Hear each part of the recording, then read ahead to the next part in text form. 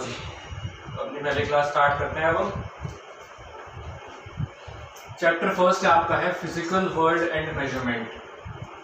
Chapter को शुरू करने से पहले हम थोड़ा सा बेसिक्स जान लेते हैं। एक बार अपना बेसिक स्ट्रॉन्ग हो जाएगा तो ज़्यादा बेटर रहता है हमारा।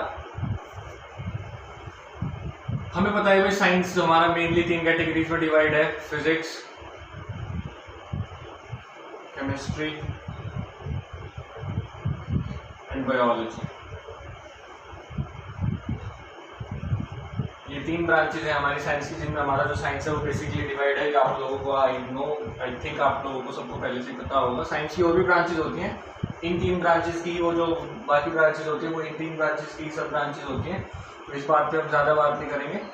हम आज सिर्फ एक ब्रांच की बात करेंगे, वो है हमारी फिजिक्स। फिजिक्स क्या होता है? Physics, what is physics? Physics हमारा फिजिकल से लिया गया है। मतलब आप क्या कह सकते हैं कि मतलब फिजिकल, जिस चीज़ को आप टच कर सकते हैं या फिर जिस चीज़ को आप फील कर सकते हैं वो सब हमारा फिजिकल होता है। ठीक है, तो हमारे चारों ओर जो हमारी सराउंडिंग में जितनी भी फिनोमिनस हमारे चारों ओर हो रहे हैं वो, और उनके आपस के बीच में जो इंटरेक्शन हो रहा है वो। फॉर एग्जाम्पल मेरे हाथ में फिलहाल अभी एक मार्कर है, ठीक है, मैं इस मार्कर को पकड़े हुए हूँ, तो मैं इसको फिजिकली टच कर रहा हूँ और मैं इसको घुमा रहा हूँ, तो it means I am applying some force on it. तो मेरी एनर्जी और इस मार्कर में जो मतलब हमारे बीच में जो इंटरेक्शन हो रहा है, इसमें भी बहुत सारी फिजिक्स है। ठीक है, तो फिजिक्स बेसिकली होता क्या है, सराउंडिंग्स में जो हमारे नेचुरल फिनोमेना होते हैं और उनका जो इंटरेक्शन होता है उसे फिजिक्स बोलते हैं। The branch of science which deals with natural phenomena and their interaction is known as physics. ठीक है जी, कोई दिक्कत यहाँ तक? चलो अब आगे चलते हैं। हमारा यूनिवर्स जिस तरीके से आज की डेट में एग्जिस्ट करता है वो 4 फोर्सेस की वजह से करता है। मतलब जैसे हम मतलब रोटेशन हो रहा है, रिवोल्यूशन हो रहा है, सोलर सिस्टम है, स्टार्स हैं, वो सब 4 फोर्सेस की वजह से है। बस जैसा यूनिवर्स आज हम देख रहे हैं, हम जी रहे हैं, मतलब जो भी कुछ हो रहा है आजकल हमारी दुनिया में, वो सिर्फ 4 फोर्सेस की वजह से हो रहा है।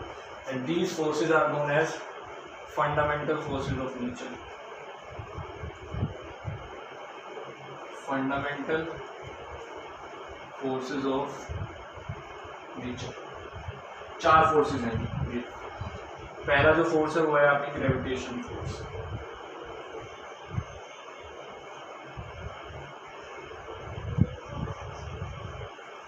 Gravitation force. जो सेकेंड फोर्स है आपकी वो है आपकी इलेक्ट्रोमैग्नेटिक फोर्स।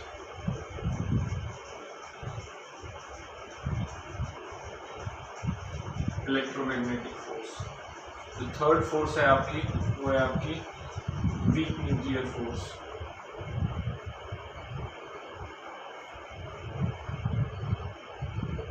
जो फोर्थ फोर्स है आपकी वो है strong nuclear force. Strong nuclear force. ये 4 फोर्सेस हैं जिनकी वजह से हमारा यूनिवर्स एग्जिस्ट करता है। ठीक है, तो हम सबसे पहले जो बात करेंगे वो हम ग्रेविटेशन फोर्स की बात करेंगे। ग्रेविटेशन फोर्स हमने 9th में भी पढ़ा है। ग्रेविटेशन फोर्स क्या होता है? ग्रेविटेशन फोर्स वो फोर्स होता है जिन किन्हीं भी 2 ऑब्जेक्ट्स में मास होता है और वो एक दूसरे को अट्रैक्ट करते हैं, उसी फोर्स को हम क्या बोलते हैं? ग्रेविटेशन फोर्स बोलते हैं। The force which exist by the virtue of mass is known as gravitation force. Gravitation force का फॉर्मूला आप लोगों को पता है, F equals to G m1 m2 over r²। ये हमारा ग्रेविटेशन फोर्स का फॉर्मूला होता है। G क्या होता है हमारा? Gravitational constant. इसकी वैल्यू क्या होती है? 6.67 into 10 raise to the power -11 kilogram metre square, newton metre square पर किलोग्राम स्क्वायर। ओके, ये हो गई बात आपकी ग्रेविटेशनल फोर्स। ठीक है जी, अब इन फोर्सेस की कुछ प्रॉपर्टीज होती हैं। ग्रेविटेशनल फोर्स की फर्स्ट प्रॉपर्टी आपकी होगी कि ये वीकेस्ट फोर्स ऑफ नेचर है। सबसे जो वीकेस्ट फोर्स होती है नेचर की वो आपकी ग्रेविटेशनल फोर्स होती है। जो बाकी 3 फोर्सेज हैं वो तीनों इससे स्ट्रॉन्ग होती हैं, उनके बारे में बात करेंगे और ये देखेंगे कि हम वो इससे कितनी ज़्यादा वीक होती हैं या फिर इससे ज़्यादा स्ट्रॉन्ग होती हैं। ठीक है, जो सेकंड प्रॉपर्टी है हमारी वो है हमारी रेंज सबसे ज़्यादा होती है आपकी ग्रेविटेशनल फोर्सेस की। रेंज किस वे में कह रहा हूँ मैं, रेंज इस वे में कह रहा हूँ कि आप देख सकते हैं कि सन हमसे कितना दूर है, बट फिर भी हम सन के ग्रेविटेशनल एरिया में आते हैं और सन अर्थ को अपनी तरफ अट्रैक्ट करता है। भले ही ये वीकेस्ट फोर्स हो, पर इनकी जो रेंज है वो बहुत ज़्यादा है। मतलब पूरे यूनिवर्स में ही आपकी जिस ऑब्जेक्ट के बीच में, जिन दो ऑब्जेक्ट्स के बीच में मास होगा, वो ऑब्जेक्ट एक दूसरे को अट्रैक्ट करेंगे, वो फिर चाहे कुछ नहीं। ठीक है जी। तो फर्स्ट जो आपकी प्रॉपर्टी हो गई इनकी, वो होती है वीकेस्ट फोर्स होती है, वीकेस्ट फोर्स। सेकंड जो प्रॉपर्टी हो गई वो हो गई हमारी लॉन्गेस्ट रेंज।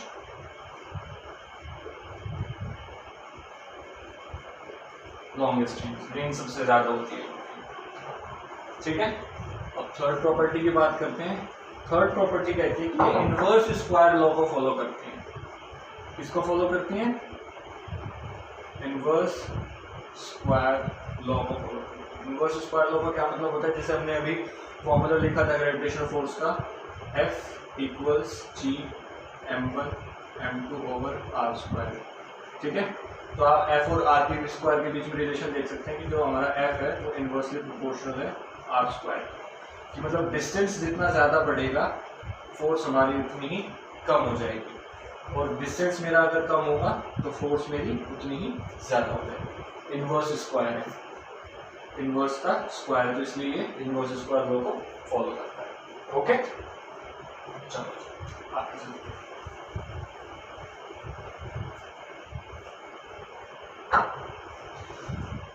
फोर्थ प्रॉपर्टी है हमारी, ये सेंट्रल फोर्स होती है। ग्रेविटेशनल फोर्स कैसी होती है? It is a type of, it is a central force. ये सेंट्रल फोर्स, सेंट्रल फोर्स का क्या मतलब होता है? सेंट्रल फोर्स का मतलब होता है कि ये एक बॉडी के सेंटर से दूसरे बॉडी के सेंटर तक करती है, सेंटर टू सेंटर ये फोर्स करती है।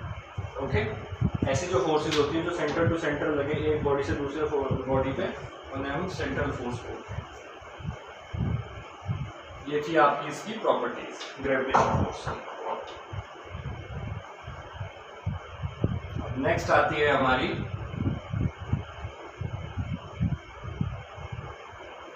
सेकंड जो हमारी फोर्स आती है, वो आती है आपकी इलेक्ट्रोमैग्नेटिक फोर्स।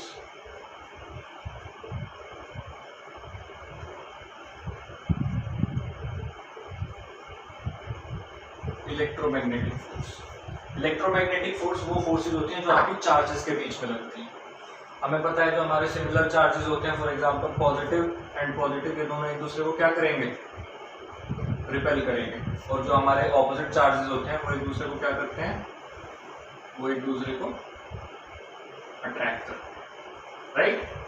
तो जो फोर्सेज हमारी चार्जेस के बीच में लगती हैं या जो फोर्सेज चार्जेस की वजह से एग्जिस्ट करते हैं, उन फोर्सेज को हम बोलते हैं इलेक्ट्रोमैग्नेटिक फोर्सेज। ओके,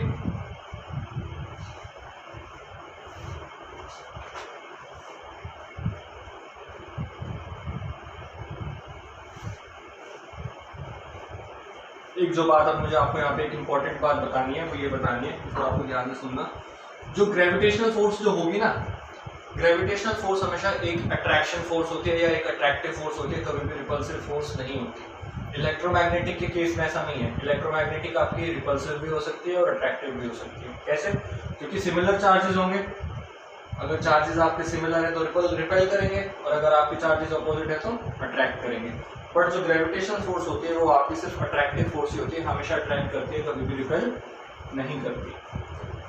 जिन भी दो बॉडीज के बीच में मास होगा, उन दोनों बॉडीज के बीच में आपकी ग्रेविटेशनल फोर्स एग्जिस्ट करेगी। ओके,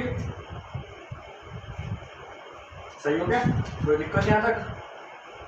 चलिए आगे चलते हैं। सेकेंड पॉइंट ये भी, इनका भी यही है, इलेक्ट्रोमैग्नेटिक फोर्स भी आपकी जो होती है वो भी आपकी इनवर्स स्क्वायर लॉ को फॉलो करती है। जैसे आपकी gravitational force inverse square law को फॉलो करती थी, ऐसे ही आपकी इलेक्ट्रोमैग्नेटिक फोर्स भी इनवर्स स्क्वायर लॉ को फॉलो करती है। ओके, और ये फोर्सेस भी क्या होती हैं? ये फोर्सेस भी हमारी सेंट्रल फोर्सेस होती हैं, एक बॉडी के सेंटर से दूसरी बॉडी के सेंटर तक ये भी ऐसे ही अप्लाई होती है। ओके, बट यहाँ पे हम बात करते हैं अब रेंज की। इनकी रेंज उतनी ज़्यादा नहीं होती जितनी ग्रेविटेशनल फोर्सेस की होती है। इसको हम किस तरीके से समझ सकते हैं?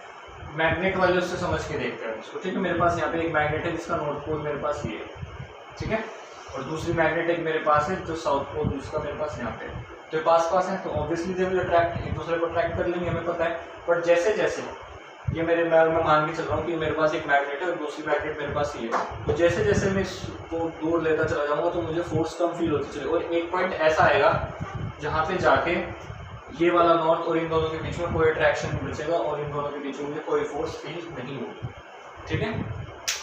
तो इलेक्ट्रोमैग्नेटिक फोर्स की जो रेंज होती है वो ज़्यादा नहीं होती, कम होती है in comparison to what, gravitation force. चलिए अब हम थर्ड फोर्स की बात करते हैं। थर्ड फोर्स हम जो लेके चलते हैं वो है हमारी स्ट्रॉन्ग न्यूक्लियर फोर्स। बहुत इंपॉर्टेंट फोर्स है, सबसे इंपॉर्टेंट भी आप कह सकते हैं एक तरीके से। इंपॉर्टेंट तो वैसे चारों ही है बट फिर भी it is also one of the important, strong nuclear force. हाँ जी, आज तक हम देखो एटम का आई थिंक स्ट्रक्चर आप लोगों को सबको पता होगा कैसा होता है एटम। एटम कुछ इस टाइप का होता है हमारा, कि भाई बीच में हमारा न्यूक्लियस है, न्यूक्लियस में हमारे प्रोटॉन और न्यूट्रॉन होते हैं और जो इलेक्ट्रॉन्स होते हैं वो हमारे इसके चारों ओर रिवॉल्व करते हैं, यही तो होता है इलेक्ट्रॉन, ठीक है। यहाँ पे मैं सोडियम का एग्जांपल लेके चलो, समझना एक बार। Na का एटॉमिक नंबर क्या होता है 11। 11 का मतलब क्या है कि उसमें 11 ही इलेक्ट्रॉन्स है और 11 ही प्रोटॉन्स है, ठीक है। और न्यूक्लियस जो होता है वो बहुत छोटा होता है, न्यूक्लियस जो होता है वो बहुत छोटा होता है। अगर मैं आपको साइज कंपेयर करके बताऊं एटम का, अगर एक एटम का मैं आपको साइज कंपैरिजन बताऊं इलेक्ट्रॉन और न्यूक्लियस के बीच में, तो आप ये समझ सकते हैं कि अगर आपका रूम पूरा एटम है तो उसमें जो न्यूक्लियस होगा ना वो सिर्फ एक मटर के दाने जितना होगा, बाकी जो और आपके जो एटम्स होंगे वो आपके कोनों पे एग्जिस्ट करेंगे और बीच में जो बचा होगा वो सिर्फ खाली स्पेस होगा। इतना खाली स्पेस होता है एक एटम के बीच में, ठीक है।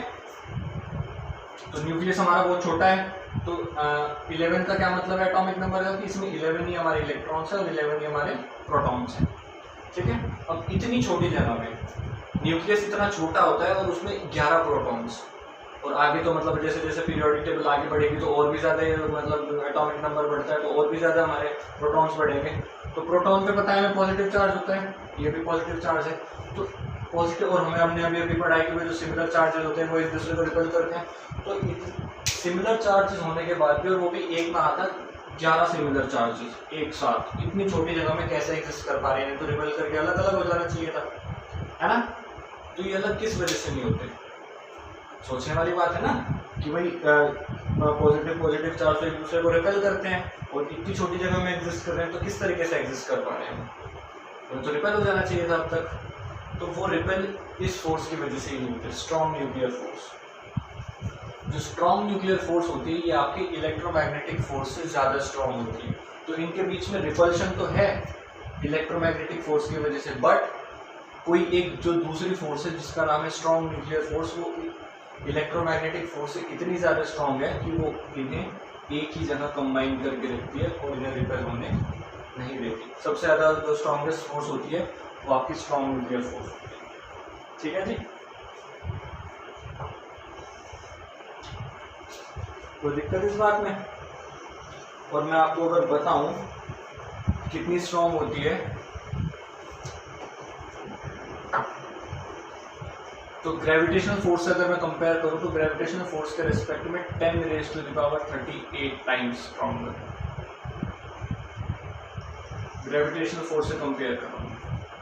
ग्रेविटेशनल फोर्स से अगर मैं कंपेयर करता हूँ तो 10⁻38 टाइम्स स्ट्रॉन्गर आपकी स्ट्रॉन्ग न्यूक्लियर फोर्स होती है। और अगर इसी चीज़ को मैं कंपेयर इलेक्ट्रोस्टैटिक फोर्स या इलेक्ट्रोमैग्नेटिक फोर्स से करूँ तो वो 10⁻13 टाइम्स स्ट्रॉन्गर।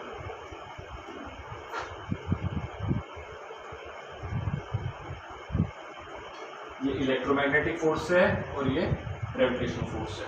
तो देखो इलेक्ट्रोमैग्नेटिक फोर्स जो है इन दोनों को रिपेल करेगी, रिपेल करने के बाद में बट उससे भी 10 के आगे अगर आप 13 जीरो लगा दोगे उतने गुना ज़्यादा इसका मतलब मैग्नीट्यूड होता है ना। तो ऑब्वियसली बात है फिर ये कहीं जा नहीं सकते, तब इतना ज़्यादा मैग्नीट्यूड हमारा हाई है। ठीक है,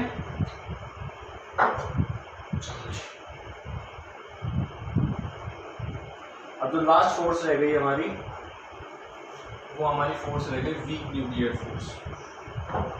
और हाँ, एक जो दूसरी बात रह गई, वीक न्यूक्लियर फोर्स पे जाने से पहले हम एक वो देख लेते हैं रेंज। इसकी भी तो रेंज देखनी पड़ेगी ना हमें, क्या इसकी कितनी रेंज है।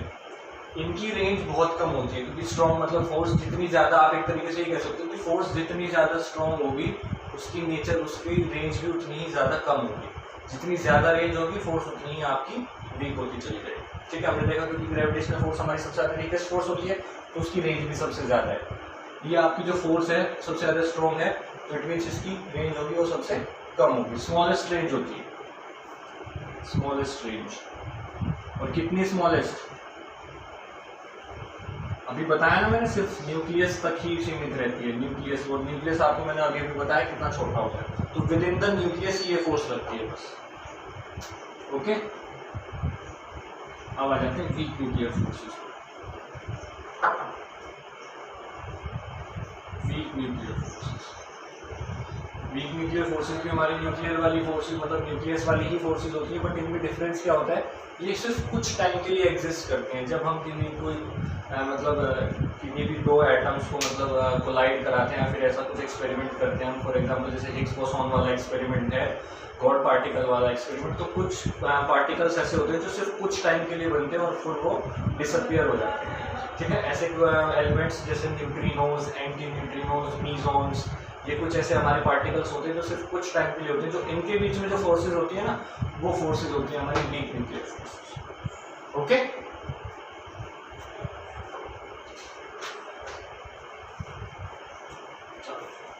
ये हो गई आपकी चारों फंडामेंटल फोर्सेज ऑफ नेचर। इन चारों फोर्सेज की वजह से ही हमारा यूनिवर्स एग्जिस्ट जैसा आज है, ऐसा एग्जिस्ट करता है।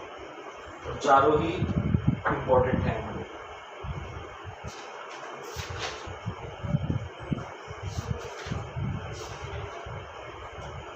तो एक तरीके से आप ये देख सकते हो कि फिजिकल वर्ल्ड वाला पार्ट तो हमने अपना कवर कर लिया कि भाई मतलब हमारा जो फिजिकल वर्ल्ड है वो किस तरीके से एग्जिस्ट हो रहा है। अब बात आती है मेजरमेंट की। मेजरमेंट होता है चीज़ों को नापना, कि हमें चीज़ों को मेजर करना है। ठीक है, तो अब हम मेजरमेंट वाले पार्ट पे चलेंगे, और मेजरमेंट वाला पार्ट हम आपका नेक्स्ट क्लास में डिस्कस करेंगे। ओके।